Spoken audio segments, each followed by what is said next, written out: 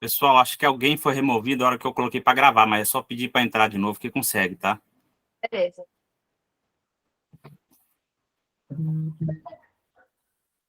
Já tá gravando? Já, agora começou a gravar. Tá gravando agora. Todo mundo tem que ficar bonitinho agora. Agora nós tem que ser bem psicóloga agora. A Ana até arrumou o cabelo na hora que eu falei. Pessoal, É porque eu ia falar do cabelo da Ana Luísa. Nossa, que chique. Vê? Eu vou comprar produtos novos, vou deixar em branco.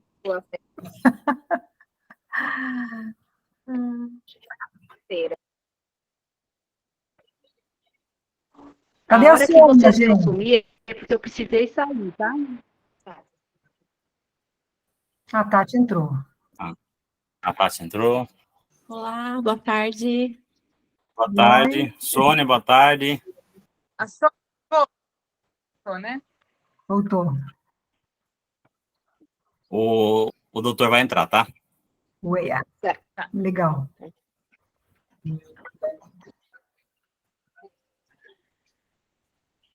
Tá bom. Olá, doutor Adriano, boa tarde. Seu microfone está fechado.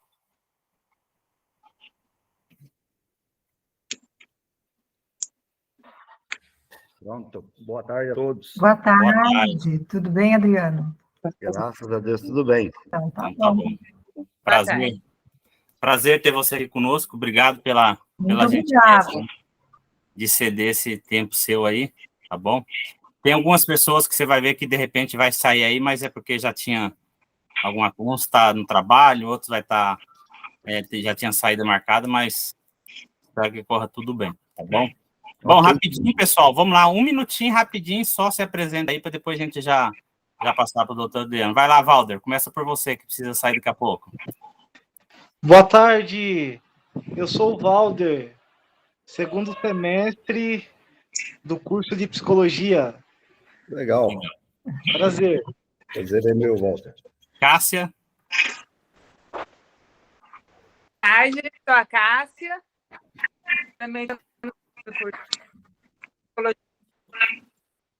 Prazer. Legal. Jaque. Tudo bom, doutora Adriano? Eu sou a Jaque, estou no primeiro ano de psicologia. Estou com o pessoal já de segundo ano, né? Mas o meu ainda é primeiro. Segundo semestre, né? Segundo semestre. Andréia. Olá, boa tarde. Boa tarde. Tudo bem? Tudo. Obrigada pela oportunidade. Prazer é meu. Valdeci. Olá, boa tarde. Primeiramente, agradecer pela Boa possibilidade de nos atender e de nos aprender com seus ensinamentos. Muito obrigado. Vai ser um prazer contribuir, Valdeci. Esther. Oi, tá tudo bem, Adriano? A gente já se falou no WhatsApp, né? Foi a Edna que indicou você, que você era um cara muito legal do humanismo, aí você topou e a gente está aqui agora fazendo a entrevista. Muito obrigada, viu? Prazer é meu, Esther. Ana. Oi, tudo bem, Adriano? Todo mundo aqui me conhece. Primeiro semestre, obrigada pela oportunidade, pela sua presença aqui e contribuir com o nosso trabalho. Legal. Tati. Prazer é meu, Ana. Tati. Olá, Adriano, boa tarde. Tudo bem? Prazer. Boa tarde, Tati. Prazer é meu. Legal. A Sônia estava aí, mas acho que ela saiu, daqui a pouco ela deve entrar. Bom, eu já conversei com o doutor, mas eu também estou no primeiro semestre. Nós entramos agora no meio do ano, eu e algumas pessoas aí. E vai ser bom a gente ter esse momento aí com você, tá bom? Agora o senhor fica à vontade aí para o senhor falar do senhor também, por favor. Para mim é uma satisfação poder matar a saudade um pouco da minha terra. Eu sou jundiaiense. Ai, legal. Fazem 7 anos que eu vim embora daí para Vilhena, em Rondônia, por uma possibilidade, uma oportunidade de trabalho.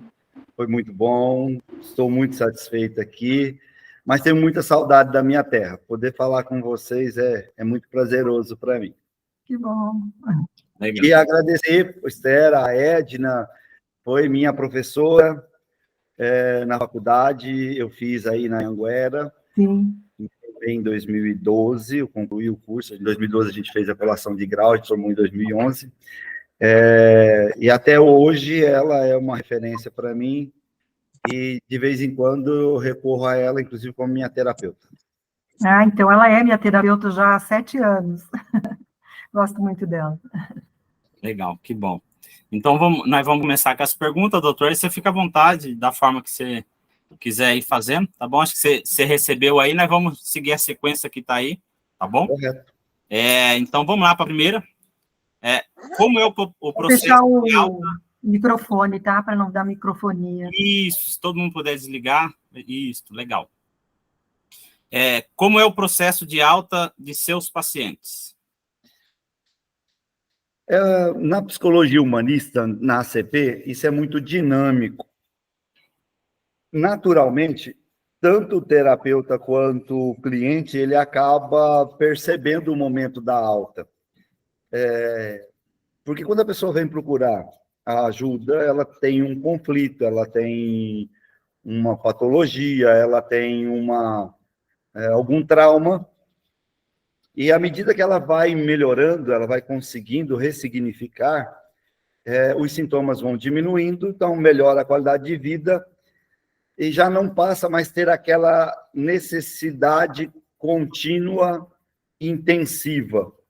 Tanto o terapeuta consegue identificar isso, quanto o próprio cliente. Tem casos que eu já vivi situações no consultório de dar alta para a mesma pessoa 3 vezes e ela disser assim, não, você não vai pôr alguém nesse horário? Vou. A pessoa vai te pagar? Vai. Então deixa eu te pagando e ocupando o meu horário. Sem um trauma não mais já ressignificado, aquilo que ela foi buscar em terapia, nível de autoconhecimento elevado, mas para ela era um momento de dizer assim, Adriano, esse é o meu momento, é o meu tempo, e eu não abro mão dele. Tá bom. Entende? E aí, quando é uma questão patológica, por exemplo, eu tenho uma cliente que é borderline, e aí o atendimento border, ele é contínuo. Então, ela já está comigo há quase 2 anos.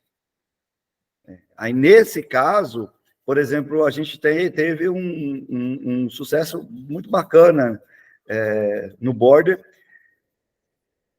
porque, por exemplo, hoje ela já não tem mais crise.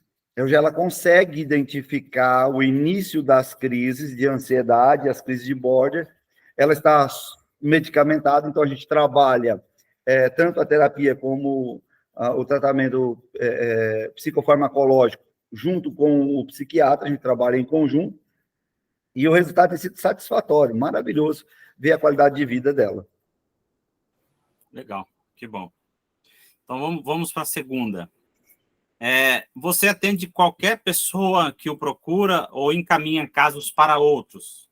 Se encaminha, quais os critérios que você utiliza para a escolha do outro profissional? Primeiro, eu não atendo criança. Eu não tenho brinquedoteca, então eu não atendo, não tenho espaço na clínica para criança, e eu não consigo me ver. Eu, desde o início, eu não tenho estrutura para lidar com certas coisas no atendimento de criança. Então, eu atendo a partir da adolescência, amo atender adolescentes. A maior parte dos meus clientes são adolescentes, aí dos 12 aos 17 anos, e já encaminhei para colegas alguns clientes. E em que situação, geralmente, isso acontece? No momento que eu percebo que a terapia não está fluindo, chegou num limite que eu consigo ajudar a pessoa, então aí eu vou conversar com ela, vou explicar as situações e vou orientar ela, redirecionando ela.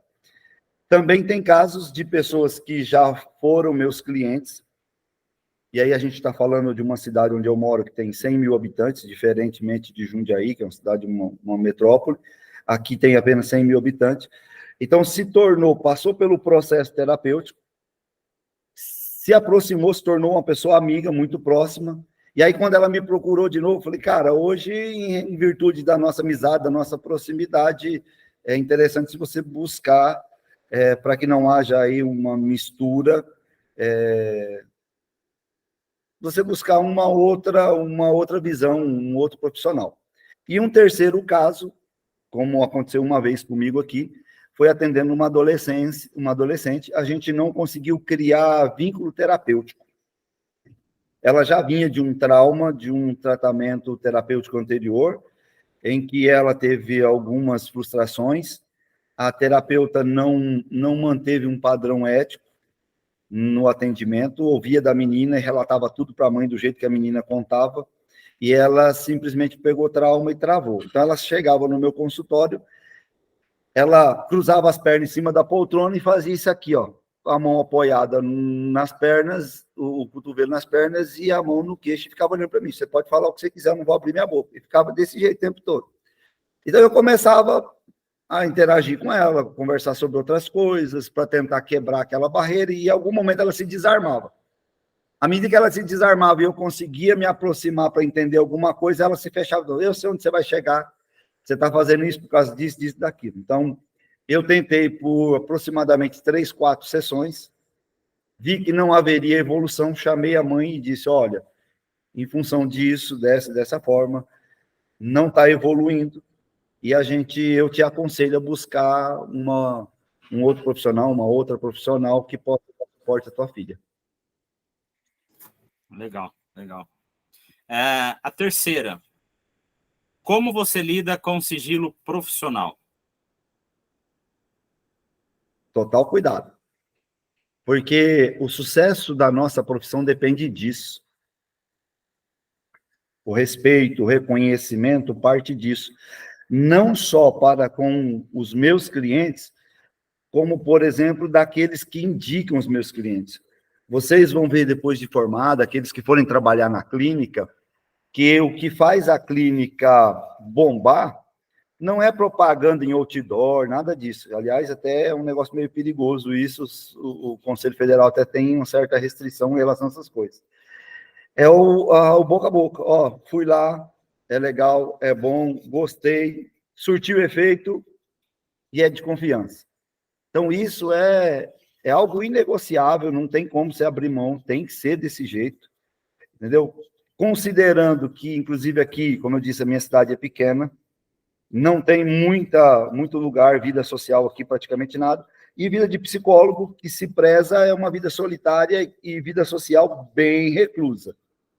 Ainda mais numa cidade pequenininha, onde aqui são poucos os lugares onde, basicamente, a maior parte das pessoas transita. Aqui a gente tem um shopping, que é uma galeria, não é um shopping, é uma galeria pequenininha, bem menor que o Shopping Paineiros. Eu não sei nem se ainda existe o Shopping Paineiros aí, mas é menos da metade do Shopping Paineiros, nada comparado com o Max, nada comparado com aquele outro que abriu lá como é que chama lá na Avenida... Shopping Jundiaí. Shopping Jundiaí, isso. Nada comparado aqui. Agora sim, eles estão construindo um aqui, deve finalizar no meio do ano que vem, de igual para maior do que o Max. Então é um negócio bem bacana. Mas então a vida social aqui, ela é muito fechada. E Vilhena tem uma fama de uma cidade que é de origem sulista, tem muitos sulistas. Então, muitas pessoas que vêm para cá trabalhar aqui reclamam porque não conseguem criar uma conexão, uma interação social.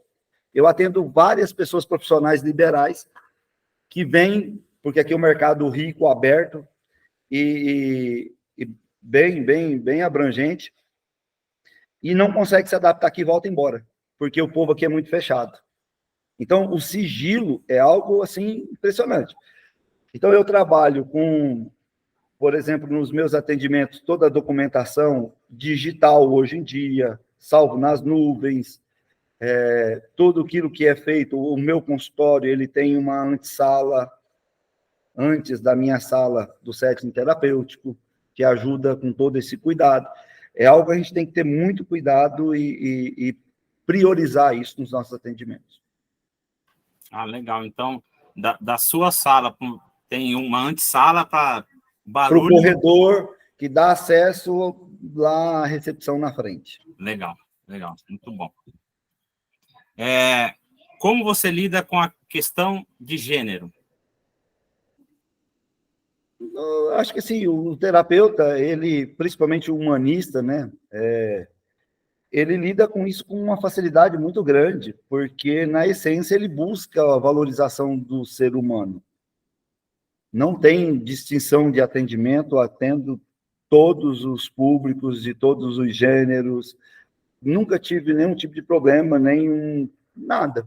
É bem tranquilo. O psicólogo humanista, principalmente o da ACP, a base da terapia é empatia. Então, isso já quebra qualquer barreira, qualquer situação de fácil aceitação, de fácil trato, a valorização do outro é algo bem, bem importante para a gente.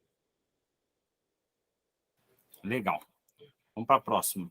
Como você lida com as questões de conduta religiosas que estão prejudicando o paciente? Então, é do ser humano a questão religiosa. Né? Antes que existisse a psicologia, já havia religião e religiosidade. É intrínseco do ser humano a religião. Eu tenho formação em teologia e psicologia.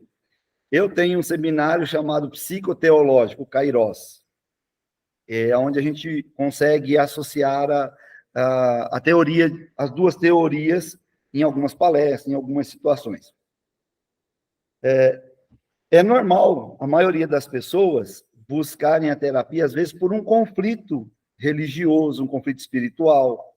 Até aqui na cidade, a gente tem alguns psiquiatras, dentre esses que encaminham para mim pessoas para serem tratadas dentro da terapia. Tem 2 psiquiatras aqui que dizem assim, procura ele, porque além de psicólogo, ele vai entender esse lado religioso teu, que o teu problema tem a ver com a tua religiosidade. Né?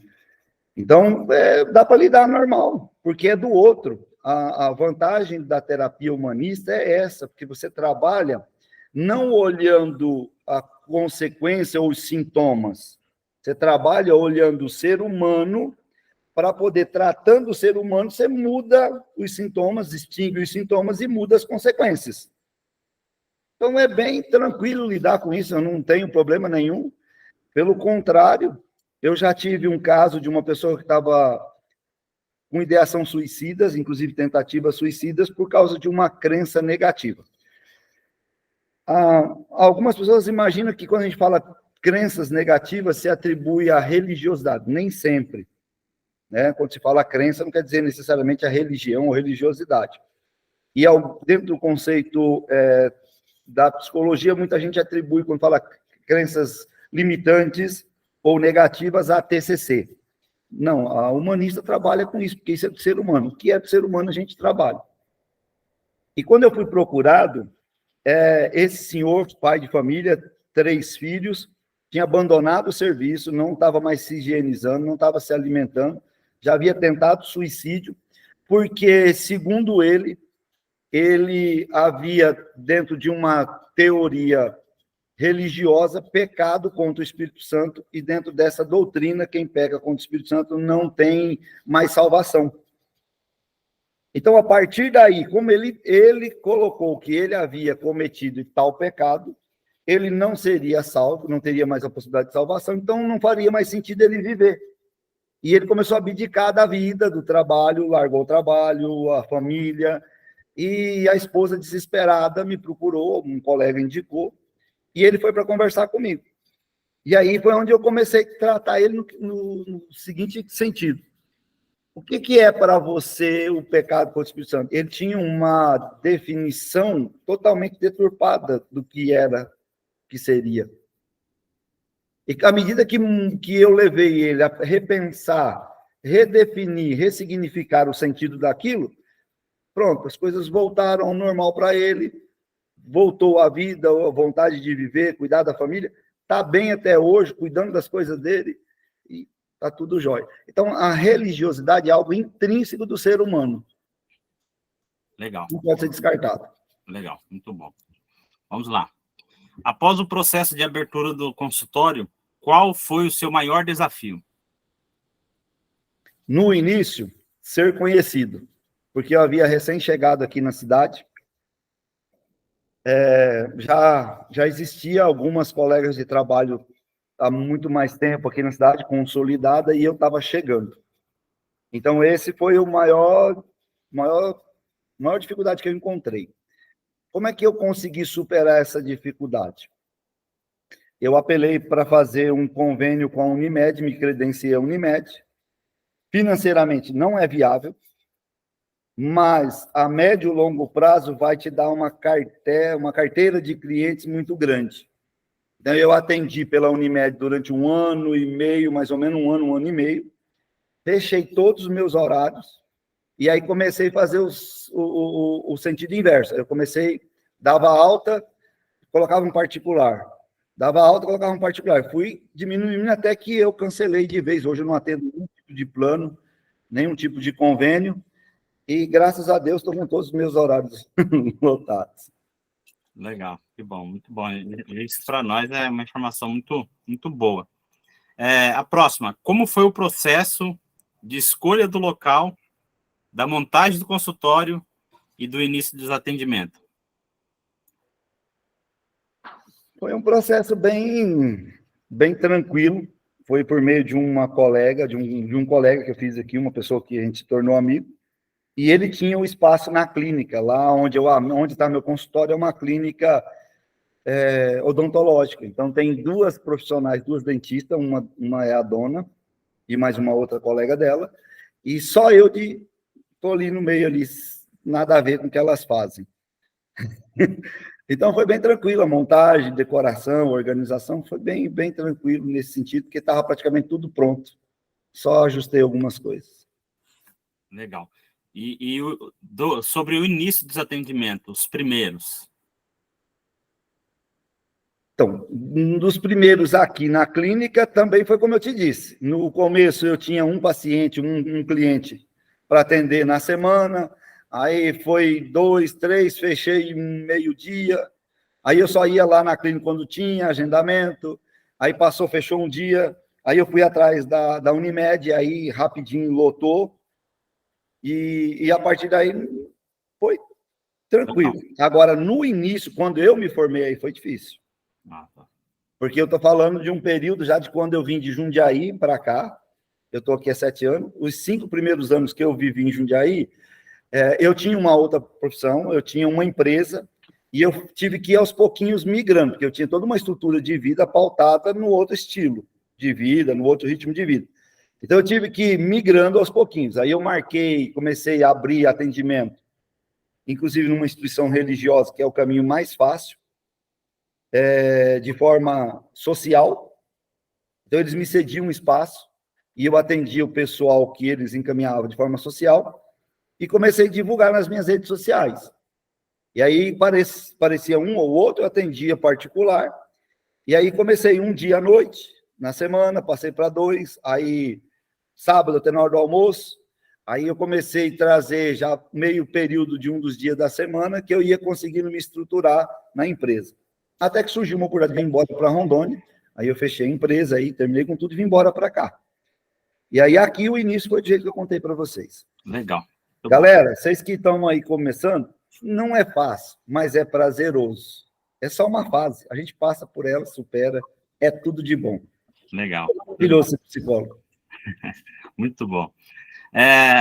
Como o psicólogo atua quando encontra divergências na orientação de outro profissional, de equipe multidisciplinar, de cliente comum? Tem que lidar com muita sabedoria e ética. Sempre preservando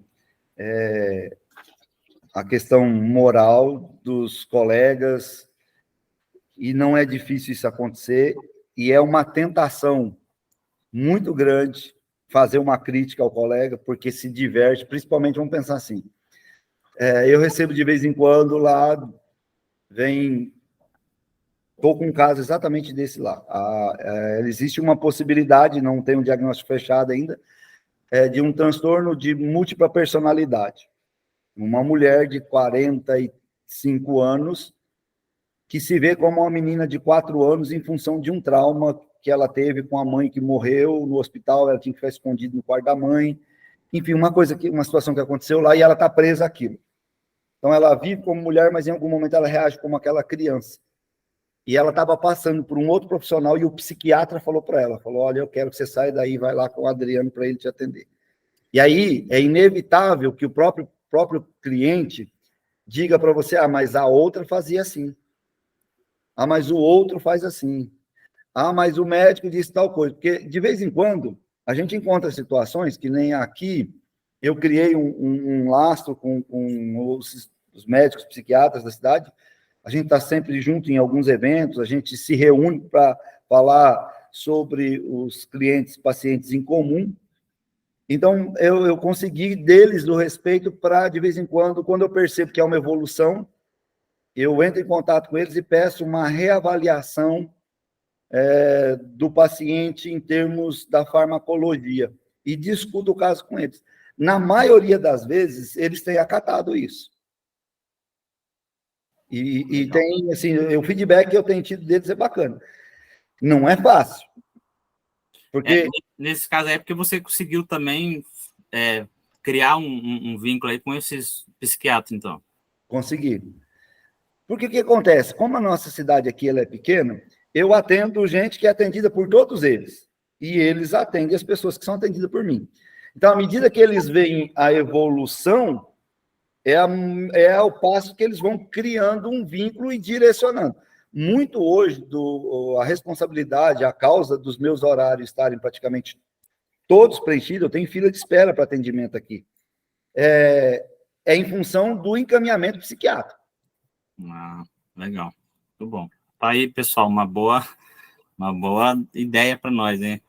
Desenvolva um bom relacionamento com esse pessoal. Legal, muito bom. A próxima. Você já atendeu pacientes terminais? Como foi? E se sim, como que foi esse atendimento? Fala sobre um pouco como foi isso. Não, nunca tive essa oportunidade de atender algum paciente ou um cliente em estado terminal. Não tive essa oportunidade. Também nunca vivi a experiência de estar atendendo alguém e perdê-lo por suicídio. Aqui em Vilhena, se vocês pesquisarem, vocês vão ver que Vilhena é uma das cidades do Brasil com maior índice de suicídio. Só semana passada foram 3. Inclusive uma colega nossa, uma psicóloga, que atendia vários adolescentes com ideações suicidas, deu um tiro no queixo semana passada. Aqui o índice é muito alto de suicídio. E teve uma época que saiu até nos jornais, aí, o Instituto Federal de Rondônia, houve um grupo que se fecharam para cometer o suicídio. E foi numa sequência de, acho que 3 ou 4 adolescentes. Aí, quando isso começou a acontecer, houve uma intervenção federal aqui no Instituto, gerou uma comoção, foi um negócio assim absurdo. Aí eu conhecia uma professora de lá, que eu atendia ela, fui lá, dei palestra para eles, e alguns pais trouxeram alguns desses adolescentes, as meninas que faziam parte desse grupo, para o meu atendimento.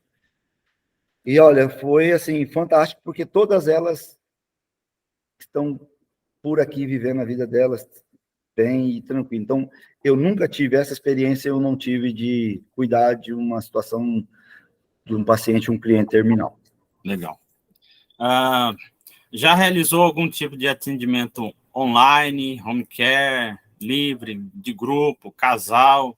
E conta um pouco a experiência das diferenças aí desses... Todos eles. Eu faço terapia de casal, atendo casais, faço online, eu atendo gente dos Estados Unidos, que são brasileiros que estão lá.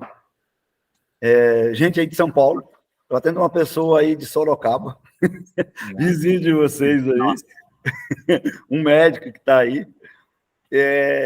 E assim, em grupo, de vez em quando a gente faz alguns atendimentos. É bem interessante.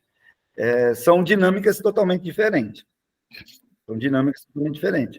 Mas muito prazerosas e com um resultado, assim, bem bacana. Exige muito da gente, porque aí a gente precisa entender o momento e o contexto para ajustar a forma de atendimento. Eu acho que alguém levantou a mão pedindo para falar. A Sônia. Desculpa interromper, mas a diferença, assim, que é uma curiosidade grande, acho que do grupo e minha, é como atender uma pessoa online sem perceber os gestos, movimento, porque tudo isso também fala e responde ao psicólogo dessa questão emocional, né? E como o atendimento online e o presencial, como você lida com isso e essa diferença, né? Como você percebe essa diferença no atendimento? Como você continua isso? Sônia, exige mais do feeling do profissional. Contudo, tem uma perda, e é aí que vai exigir do profissional. Você viu que à medida que você estava falando, você estava fazendo isso aqui o tempo todo? Então, quando a gente começa a fazer o atendimento online, você desperta o nosso cérebro, ele tem um poder fantástico de ajuste, de adaptação.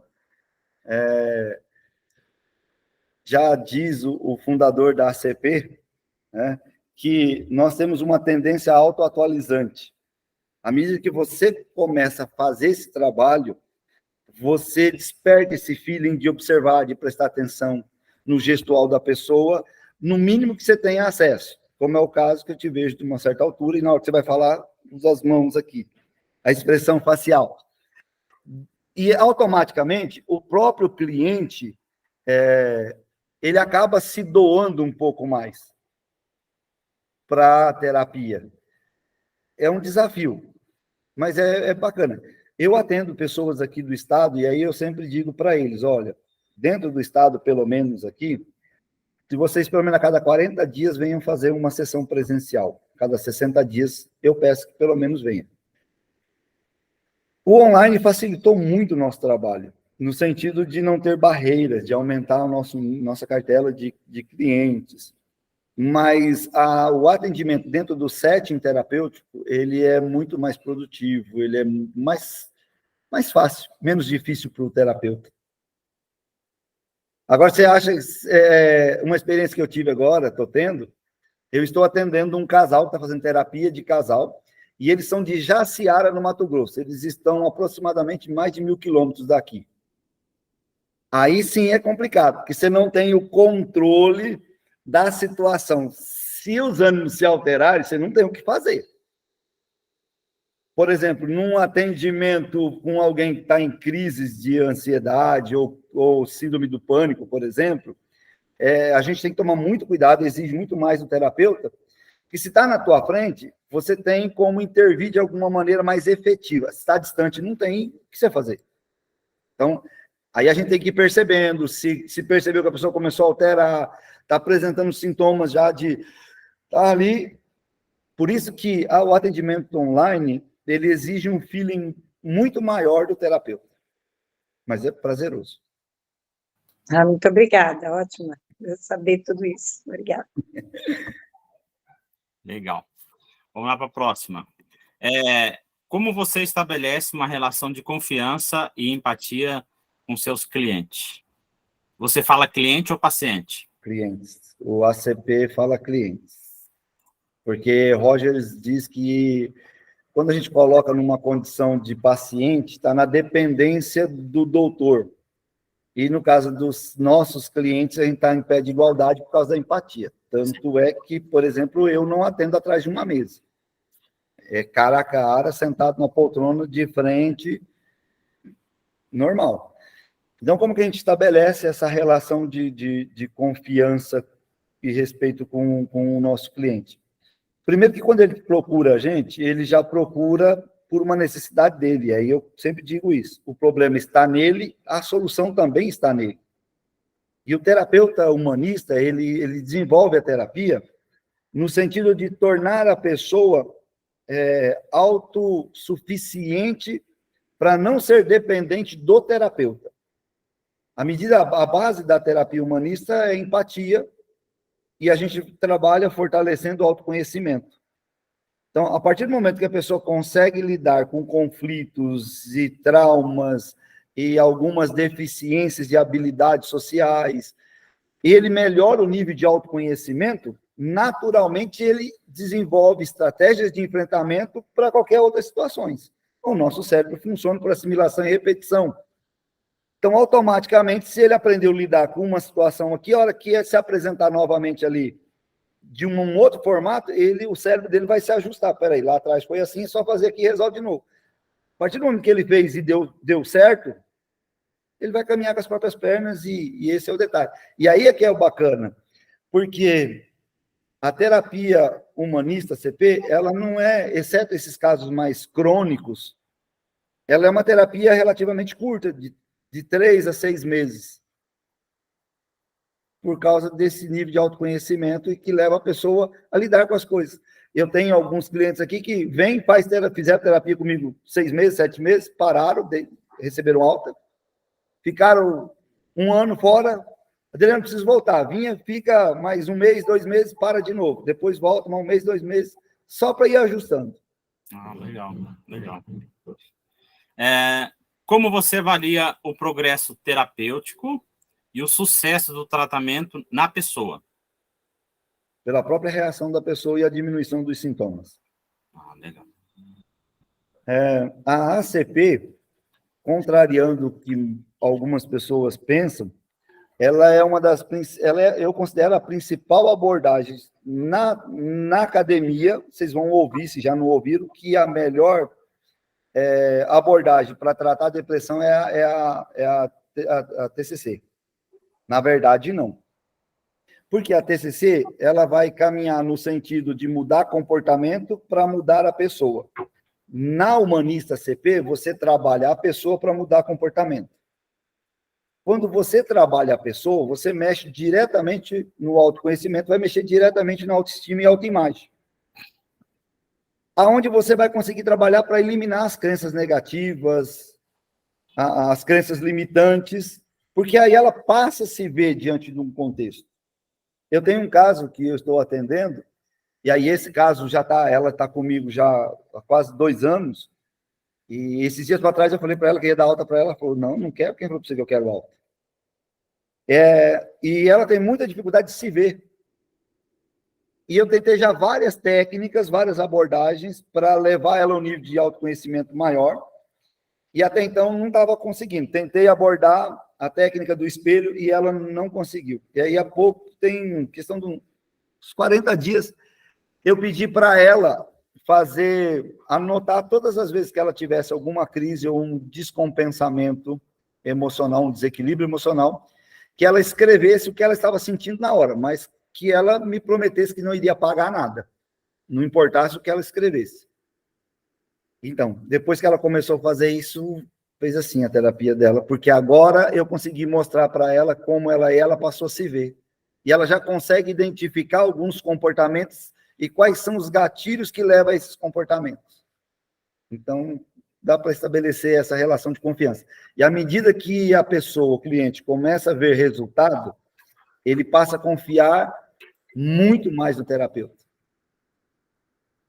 Legal. Qual é a importância da formação do psicólogo na abordagem centrada na pessoa? Porque você vai depender de teorias. Quando eu me formei, eu tive ótimos professores. O professor Daniel Bartolomeu, não sei se ele ainda está aí na região de Jundiaí, doutor, tem vários livros escritos. Eu me tornei humanista e da minha turma, foi curioso, que metade da sala se tornou humanista, uma outra maior parte dividiu a outra parte entre TCC e psicanálise, mas a maior parte era humanista, por causa dele, do conhecimento dele, do amor dele pela profissão, pelo ensino, o jeito com que ele tratava os alunos, isso era expressado na forma dele de ensino. Mas ainda assim, quando eu saí da faculdade, eu fiz um curso de especialização em ACP. Tem um instituto estadual em São Paulo da ACP, e com a doutora, não me lembro o nome, ela era professora da Unip, e ela era uma das coordenadoras desse instituto estadual da ACP, e nós fizemos, vários alunos da minha turma fez com ela um curso de especialização. E aí é que eu fui ter o conhecimento mais aprofundado do que era a CP, como era. Aí eu fui ler vários livros de Roger, biografia de Roger, porque daí fica mais nítido, mais claro. E o que é fantástico na CP é que Rogers vem para quebrar paradigmas da TCC e da psicanálise. Então, ele não se prende a uma coisa só. Ele traz um outro conceito de terapia bem divergente do que as duas, sem em algum momento se negar a lançar a mão de alguma teoria delas ou de alguma técnica das duas. Porque na visão de Roger, o que importa é o cliente.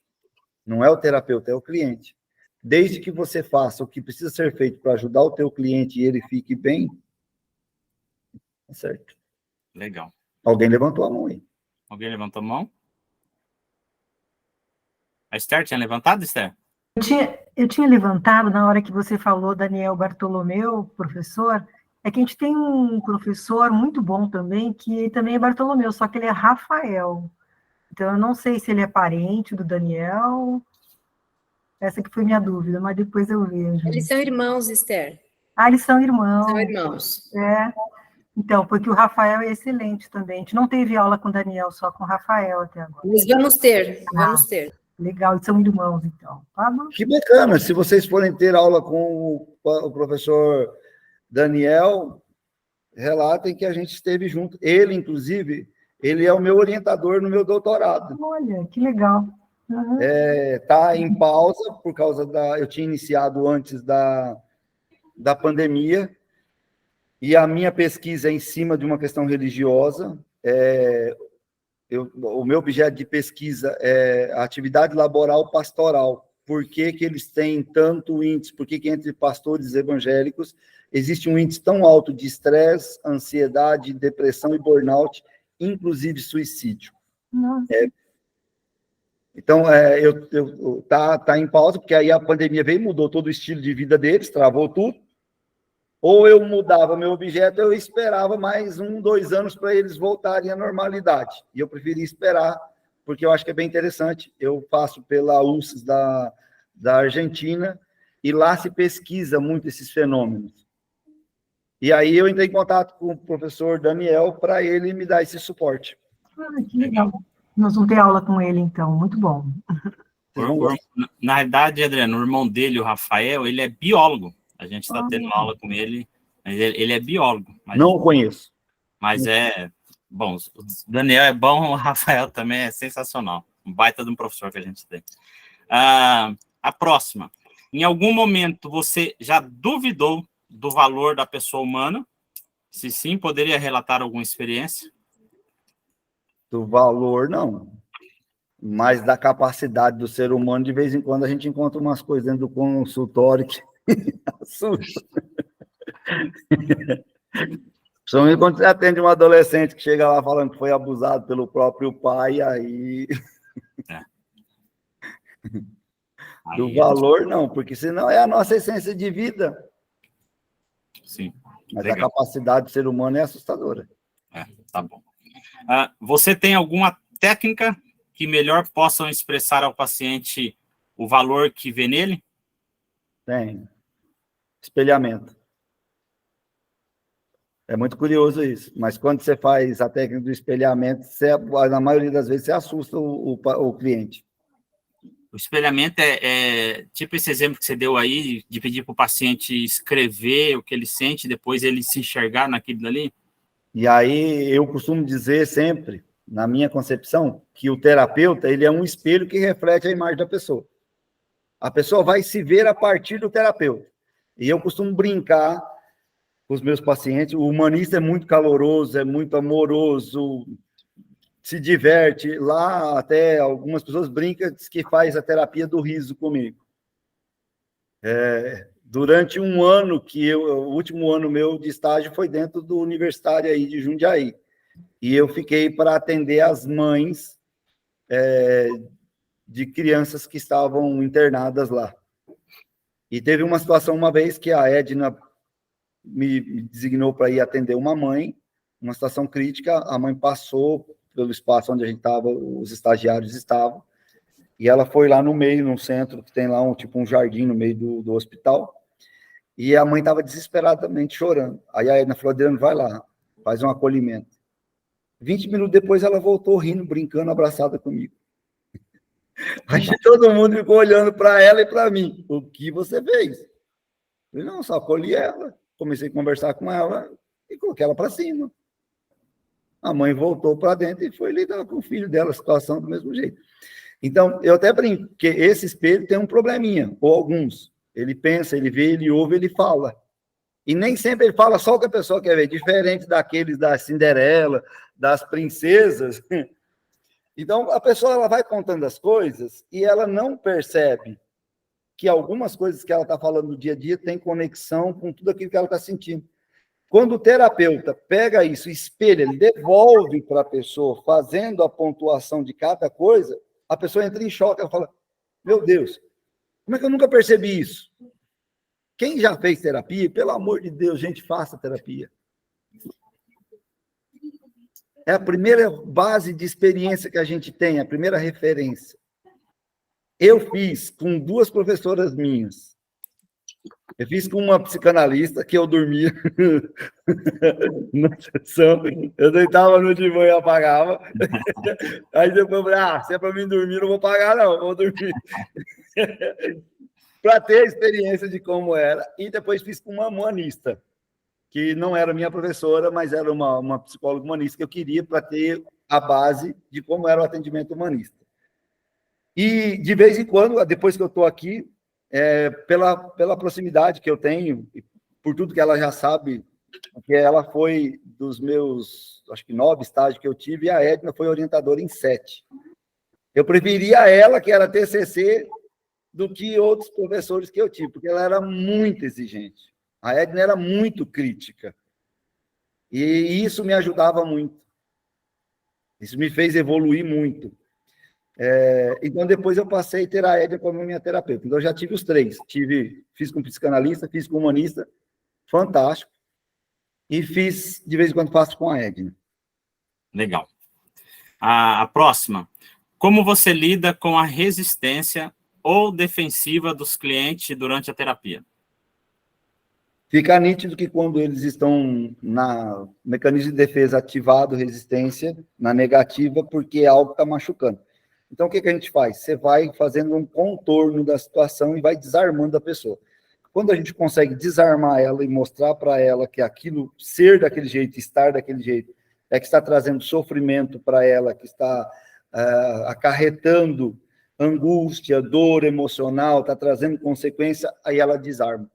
Porque muitas das vezes a pessoa quer desarmar pelo fato de poder, de não se desarmar pelo fato de se preservar com medo do julgamento alheio. Qual foi o caso mais intrigante ou desafiador que você já encontrou em sua prática como psicólogo e como você lidou com ele? De um rapaz psicopata. Foram 2 casos. De um rapaz psicopata que veio de uma dessas psiquiatras que eu tenho parceria, ela mesma me ligou e falou, Adriano, estou te mandando um caso que eu preciso tirar da outra psicóloga porque o rapaz está ameaçando ela e ela não tem como se defender dele. E aí ela passou para mim, ela falou, não tem como fechar o diagnóstico de psicopatia por causa da idade dele, tinha 16 anos. Segundo a psiquiatra, ela só pode fechar a partir dos 18. E aí eu comecei a atender ele, só que ele sentou na minha frente no primeiro dia, conversei com o pai primeiro, e aí veio o rapaz. Aí eu fui bem direto com ele, falei, aqui dentro é papo reto. Se você mentir para mim, eu te ponho para fora, eu nunca mais te atendo, porque é você que precisa de mim, não sou eu que preciso de você. Aí com ele eu fui bem enérgico. Se você quer ajuda, eu vou te ajudar. Agora, se você vier com sacanagem para cima de mim, tentar manipular, tentar mentir para mim, eu vou pegar você em contradição, e eu te ponho para fora. Você já foi expulso de uma escola, foi expulso de outra, está vendo o sofrimento que você está causando para o teu pai e para tua mãe. Então, eu consigo te ajudar se você quiser ajuda. Do contrário, eu não vou me matar por causa de você. E a gente estabeleceu uma relação aí, ele me respeitava. E foi muito bacana, houve uma evolução. E aí, na época, eu atendia pela Unimed, aí eu parei, aí o pai não tinha mais condição de bancar particular, aí levou para um outro profissional. Até então, estava tranquilo. E há poucos dias encontrei eles numa pizzaria aqui da cidade, eu fui com a família, e encontrei eles, fui lá, cumprimentei toda a família, e ele ficou me olhando, sorrindo, mas é desafiador. E teve o caso daquela menina que saiu no jornal, que ela matou o namorado no ato sexual aqui em Vilhena. Foi a nível nacional. Sim. O laudo dela, porque aí eu namorava em Jundiaí quando isso aconteceu, E quando eu vim para cá, a família me procurou para me atender, eu não quis no início. Aí o médico psiquiatra, que atendia ela, que fez a avaliação dela, entrou em contato comigo e pediu para mim assumir o caso. E tal, e aí eu acabei aceitando. Cuidei dela por 2 anos. Ela vinha algemada para o consultório, vinha com escolta. E o laudo que tirou ela da prisão foi o meu laudo. Olha só. Ela cumpriu a pena dela, e aí já tinha passado o tempo, cumpriu integral, e o juiz disse que só liberaria ela se tivesse um laudo do psicólogo e do psiquiatra. Então, como ela já estava comigo, o médico psiquiatra pediu: Adriano, e aí, qual que é a tua avaliação sobre ela? Falei: doutor, vem sendo muito boa. O senhor viu que o senhor vem, a cada certo tempo, tirando a medicação dela. Ela já estava tomando só uma medicação. Você pode ver que ela evoluiu. Às vezes que o senhor atende ela, o jeito dela, a tua percepção na minha está assim. Fiz vários, uma bateria de testes com ela. Inclusive, na época, pedi a ajuda da Edna, me encaminhei para a Edna. Falei: Edna, eu apliquei isso e isso, assim, assim. A minha visão sobre o caso é esse e esse. Aí a Edna me mostrou, pontuou algumas coisas. E aí eu fiz um laudo em cima do resultado das escalas, dos testes que nós aplicamos, encaminhamos para o juiz autorizou e ela saiu. Hoje ela está casada, está gestante de 7 meses, não está mais na terapia, está vivendo a vida dela normal. Legal, legal. Ela, na época, ela qual que é era psicopata? Como que ela foi abordada? Como que? Foi diagnosticado como psicopata. Contudo, houve um erro gravíssimo médico na avaliação dela do dia, porque ela estava dopada de cocaína. Ela e o ex-namorado, que era o atual namorado dela, ele espancava ela, batia nela, tinha uma relação muito ruim, e ela premeditou uma volta para poder matar ele. E aí ela estava dopada e não foi feito o exame toxicológico nela. Então, como ela estava à base de cocaína, eles passaram a noite inteira cheirando cocaína, e o crime aconteceu de manhã. Todo o contexto, o jeito que ela foi, na hora que ela foi abordada, encontrada lá, né, dentro do quarto, com ele daquele jeito, o irmão dele estava dentro da casa, só escutou os gritos. Então, ela foi diagnosticada como psicopata. Mas, na verdade, depois de uma reavaliação, inclusive o HTP não mostrava que ela era psicopata. Olha só.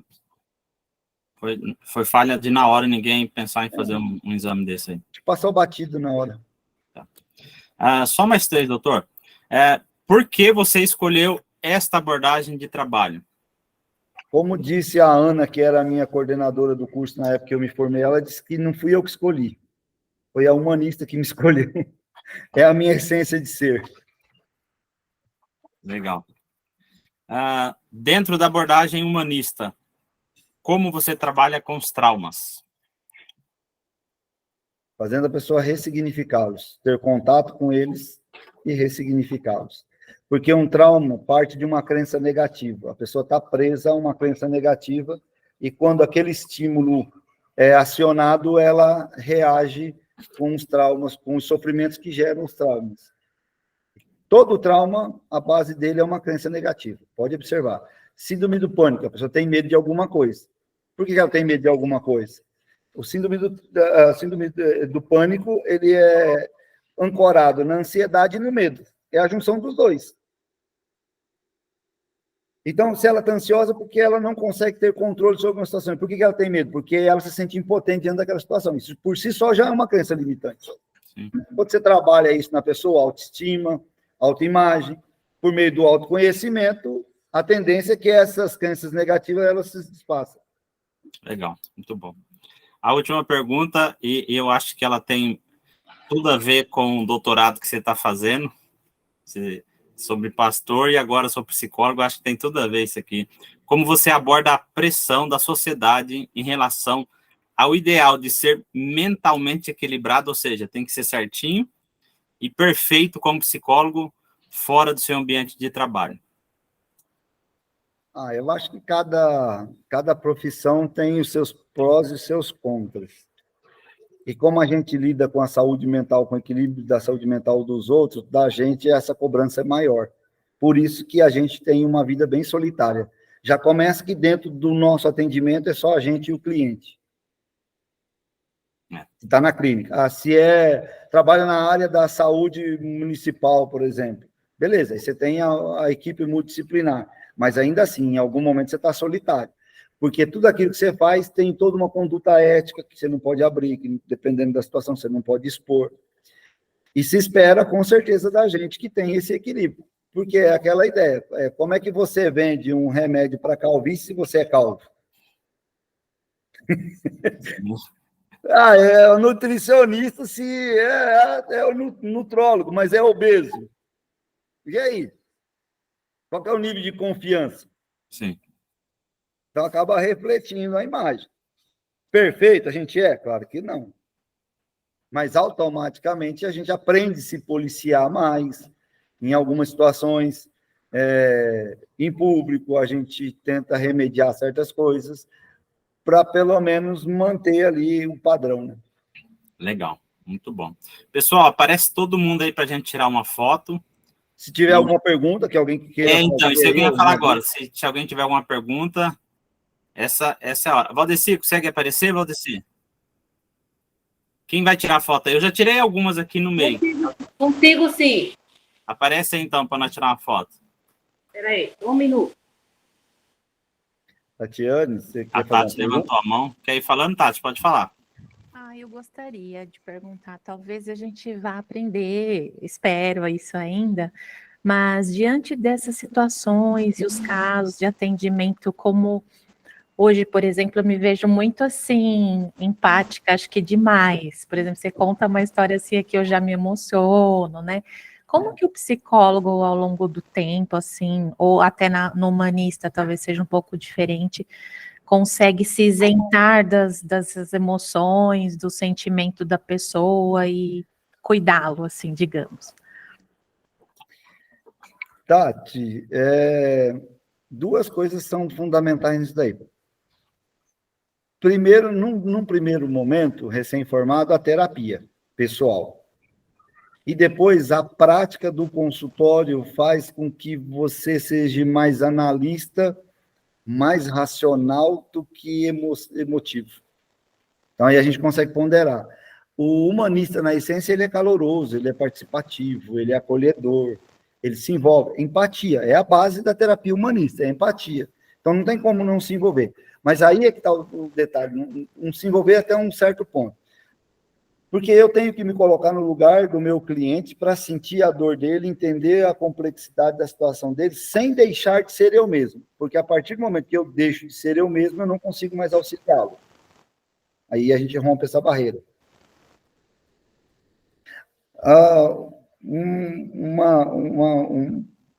Uma confidência aqui.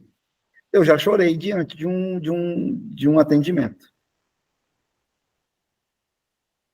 Não teve jeito de segurar. Uma situação muito específica, mas já aconteceu. Atrapalhou meu atendimento? Não. Eu ganhei meu cliente. Entendi. Bem interessante. Obrigada, viu? Eu vou ir passando do jeito que está a ordem aqui, tá bom? Jaque, quer falar alguma coisa? Não, eu acho que foi bem esclarecedor, a gente já tirou bastante dúvidas, né? Foi muito bom, aliás, acho que para esclarecer várias coisas e questões que a gente tinha, e as dúvidas elas vão surgindo cada vez mais, né? Quanto mais a gente estuda, mais dúvidas a gente vai ter. Mas eu acho que foi de grande valia já todas essas questões, todas as respostas que o senhor deu foram maravilhosas. Foi muito bom, muito legal. Legal. Andréia?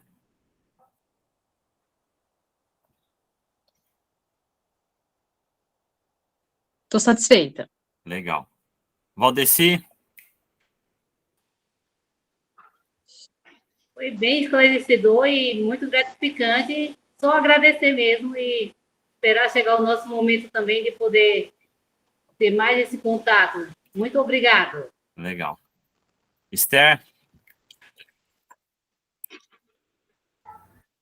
Muito obrigada, Adriano. Adorei esse nosso contato. De repente, mais adiante, a gente pode ter outros contatos, porque os trabalhos na faculdade sempre demandam algumas coisas, né? Mas eu gostei muito, agradeço a sua prontidão em nos atender, desde o primeiro momento que eu falei com você, viu? Vou falar com a Edna, falar para ela que foi ótima a indicação dela. Muito obrigada, viu? Tudo de bom. Ana? Só agradecer mesmo, brigadão, Adriano, e é isso. Legal. A Tati já acabou de falar. Dani? Oi, tudo bem? Não tenho dúvida, obrigada, Adriano. Foi super legal, adorei. Entrei meio atrasada, mas foi super bom. Adorei te ouvir. Obrigada, viu? Sônia? Não, só agradecer mesmo, Adriano. Queria, se possível, que você deixasse seu contato com a gente, né? Quem sabe um atendimento online vai ser bom. E muito obrigada aí pelo seu tempo, por tudo que você